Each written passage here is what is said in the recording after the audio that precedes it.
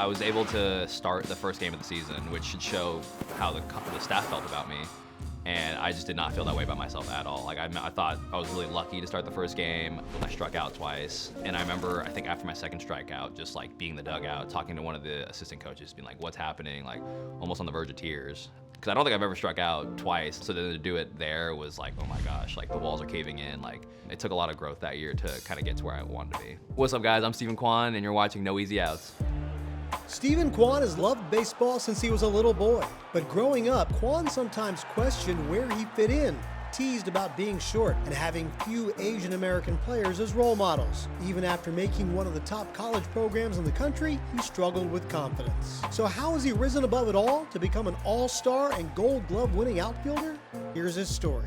From Fremont, California, I went to Washington High School, go Huskies. I went to Oregon State. I was drafted in 2018 in the 5th round by Cleveland, and made my debut in 2022 and have luckily been in the big leagues since then.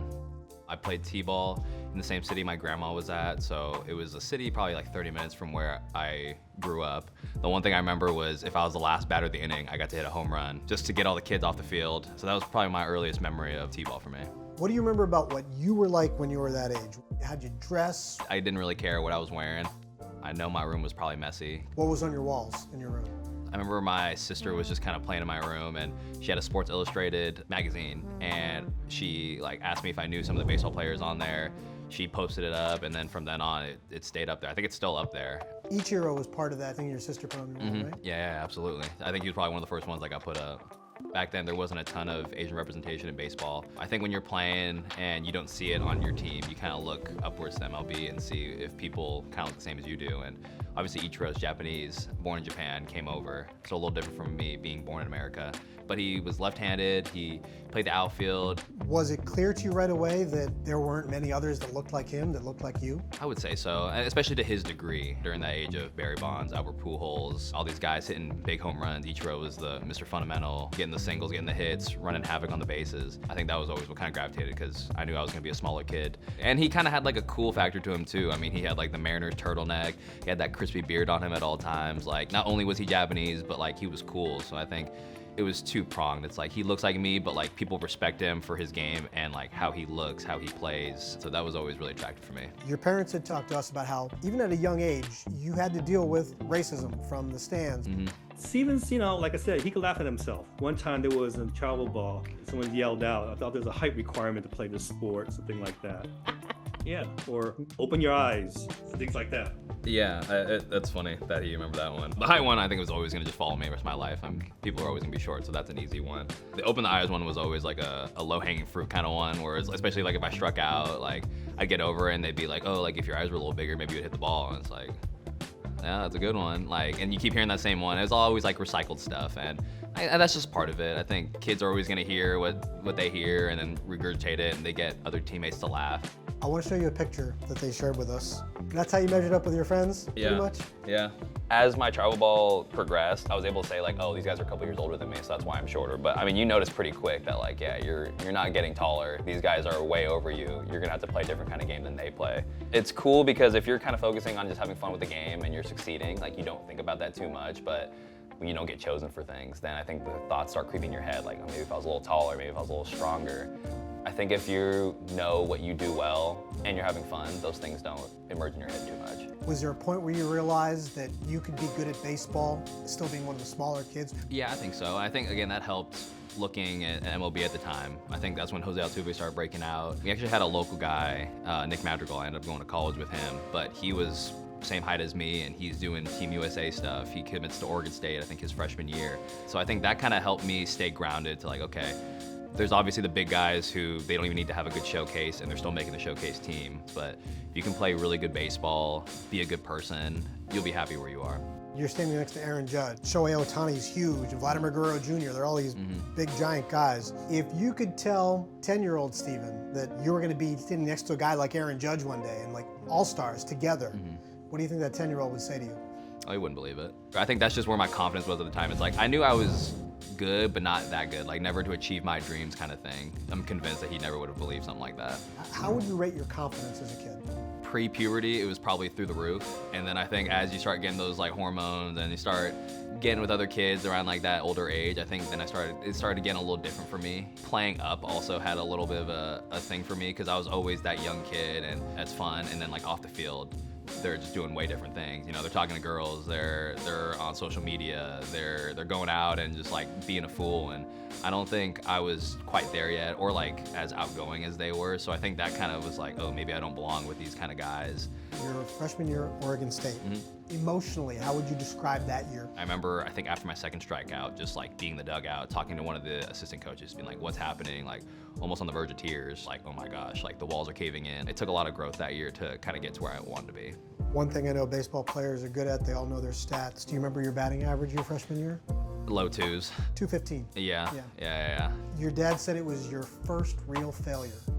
You remember it that way too? Yeah, absolutely. Started off on a good little stretch, and then I had my first hamstring injury. So then that was like, oh wow, like, was that it? Is that my only success I'm gonna get? Like, I've never hurt anything before. I don't know how long this is gonna be. So there was just a lot of uncertainty at that time, and thankfully I knew I loved baseball, so it was like, I don't have a plan B. Like, I want baseball to work out, and I'm gonna make it work, but I didn't know how I was gonna do that. So there are different methods to cope with and deal with these things. One of them that started for you at Oregon State was meditation.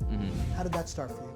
Understanding there was a problem up there, that I hadn't felt my heart jumping out of my chest at the plate when I was in high school. You know, this was a completely different feeling, rapid breathing, all these kind of things. Like, I just knew I had to slow everything down. And when I thought of meditation back then, I thought of like the incense burning and you're cross-legged, fingers up. So I was like, I guess this is what I'm gonna do now. But it was nothing like that. It was really just as simple as it was, just identifying thoughts that you have, recognizing them, and then being able to move on from there. And I thought that was super powerful because once I applied that practice to just even like a batting cage session, I'm like, I have all these thoughts in my head right now that I had no idea. Like, no wonder I couldn't hit. Like, I'm thinking a million miles an hour right now. So that was like the first step to really understanding like this is truly a very mental game and I need to dominate that. Throw it away, let it go. That's a key concept for you? Yeah, absolutely. And I think it's hard for some people because when you think of throwaway, it's like you think of this thing and you're like, okay, stop thinking about it. Like, the brain doesn't recognize that. Like, you can't say yes or no with something. When you say in your head, don't strike out, all your mind thinks of is strike out, so then you end up striking out. Identifying it as just a thought, like a random thought, I think that makes you give it less credit than what it's due, as opposed to you just being flooded by this thought. It's strike out, and then now you're overwhelmed. Like, I think just, again, identifying it for what it is and moving on, that's kind of the ability to throw it away. Are you familiar with imposter syndrome? Oh yeah. Did you have it? Yeah, absolutely. Especially my freshman year. I think that was the biggest time. I remember even going on Twitter, I think Oregon State had like a top 5 recruiting class in the nation at that point. And I'm like, and I'm in this class? Like, what am I doing here? Like, I didn't get drafted. And then I get to start the first game. I'm like, oh, I think they messed up on this one. And then when I failed that first game, then it was like, there it is. Like, there's good old Steve. Like, he didn't belong here. Now we know it for real. Like, I think that was just so ingrained in my head, and I didn't want to give myself credit. It was just so hard to look inward when all I was doing was comparing myself to all my other freshmen. A quote that really stuck with me was, "Comparison's a thief of joy." And that resonated with me a lot, where it was like, oh, I went 1 for 4 and I hit a double. And it's like, oh, Nick went 3 for 4 and he hit a homer. Like, I guess I didn't have that good of a day. It's like, you know, that's not that important, you know? Like, you look inward, like, I had a good day, I'm happy with that, and just let it sit right there. I think doing that will allow the confidence to slowly build, and someone's always gonna be bigger, stronger, faster. You just have to control what you can control and do. I think those little nuggets, it slowly adds up, and you finally get to a point where you can be confident enough to just be good with where you're at. Everything you're describing talks about coming from within. Are there outside forces that you needed for the reassurance to get you through those things? I think what I was super blessed with was a really good support system around me. Obviously, my parents were always there with me. Oregon State coaches, they believed in me more than I believed in myself at the time, and that was huge. Also, just being open to a lot of those things of like mental skills. If I discounted that really early and I didn't think that was important, I think that would have led me down a completely different path. So you're a guy who likes to journal. It actually kind of started as an egotistical way, because I always thought in the 1% chance that I become a big leaguer, it'd be really cool to see like what my thoughts were in the minors and like what I was going through. So as I kept journaling, the cool stuff started running out because I was in minor league ball for so long. And then I'm like, okay, well, like, This was the same thing, but like I felt kind of bad about XYZ, and then as I kind of kept building off of those things, I'm like, wow, this is really helpful.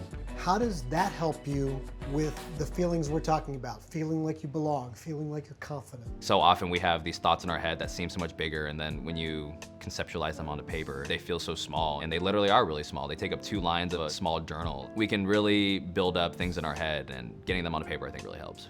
When did you start to understand that not only you have the confidence to be here and be a part of it, but that you can be a role model for other people? Yeah, I think I still struggle with that. My fear is that if I ever acknowledge that and say I am a role model, like to me that means I'm done.